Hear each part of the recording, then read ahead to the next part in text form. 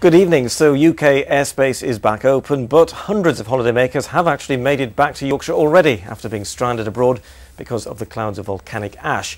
They made it back before tonight's news that flights can resume at Yorkshire's airports. Well, this was the scene at Leeds Bradford Airport this afternoon as specially chartered coaches arrived from Spain. Obviously, planes had not been flying as the problems caused by volcanic ash clouds continued. Well, quickly things change. Getting passengers back from Spain, though, has been a major job. Leeds-based airline Jet2 still has around 15,000 passengers stranded abroad. The company has chartered 90 coaches to bring people home, and today alone 5,500 passengers were expected to arrive back in the UK. At Jet2 headquarters, an emergency control centre was set up to coordinate the operation, with staff working around the clock to monitor the latest information from the air traffic service NATS. We've done all we can to get people back and fly. We were actually the first airline today to get airborne from Newcastle and fly over the top of the ash. Some people just said to us that they didn't agree with having to sign the disclaimer, which effectively means they wouldn't be able to claim further compensation. Well, obviously we have lost a lot of revenue, as you can imagine, and we have incurred a huge amount of costs in all these buses. We've so far laid on around 90 coaches, plus the flights, plus the ferries and our aircraft positioning out empty, so it's been a very expensive operation. Well, last Thursday, you may remember, we spoke to passenger Jackie Butterfield, who was stranded in Barcelona. Well, she's just got back to Leeds, and we'll speak to her in a moment. But first, though, this is what she had to say to us last week.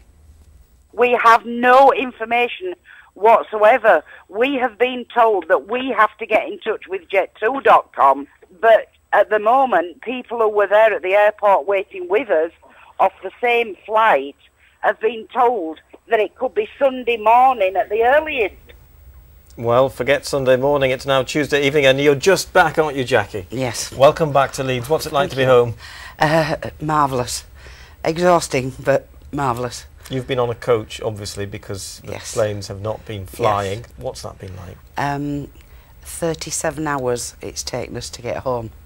We actually got up at our hotel at 3:30 Monday morning, left at 4 AM, and we've got back to Leeds Bradford at 4:30 PM this afternoon. What's morale been like on the coach? It's actually been very good. I know it's a standing joke that, you know, when things get tough, the British rise to the occasion, but everybody has helped everybody else out. Jet2.com have really looked after us, I have to say. I know I was having a bit of a go at them last week, but compared to the horror stories we've heard at the hotel from what other airlines have treated their customers, fair play to them. Now, I know you're a school's attendance officer. Yes. You've been absent, haven't you? I have. Naughty girl. Mm-hmm. Back at work when? Tomorrow. Back tomorrow, so straight to bed. And there's a lot of other staff off as well, aren't there? Yeah, yeah. I mean, I'm sure it's happened in other schools across the region, but we have staff. I've heard, as I've got home this afternoon, we've got staff stuck in New York, Turkey, Egypt and others stuck in Spain.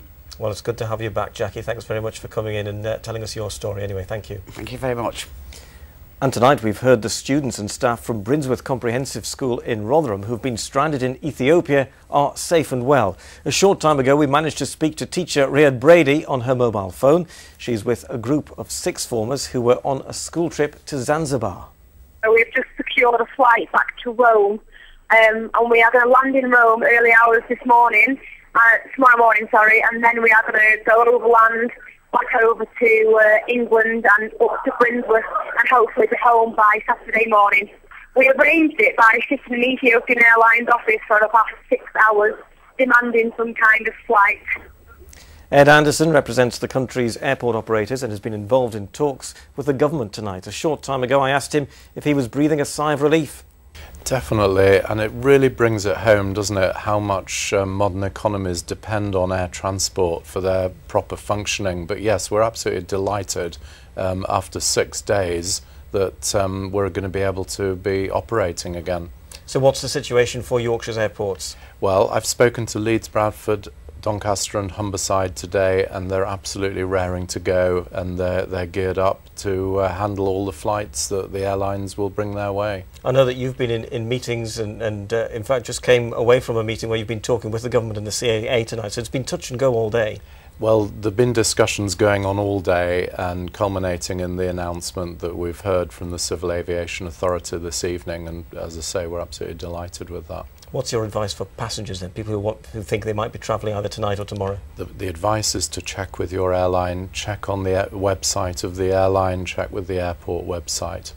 And this is obviously an ongoing situation still, although airspace is open again, it's something that still needs to be monitored. Yes, but as I understand it, the Met Office are saying that the winds are such that they're not expecting, you know, a rapid deterioration. So unless something really unexpected happens, like an enormous eruption again, we should see the airports operating. Thank you very much for joining us. Thank you. Okay, thanks very much.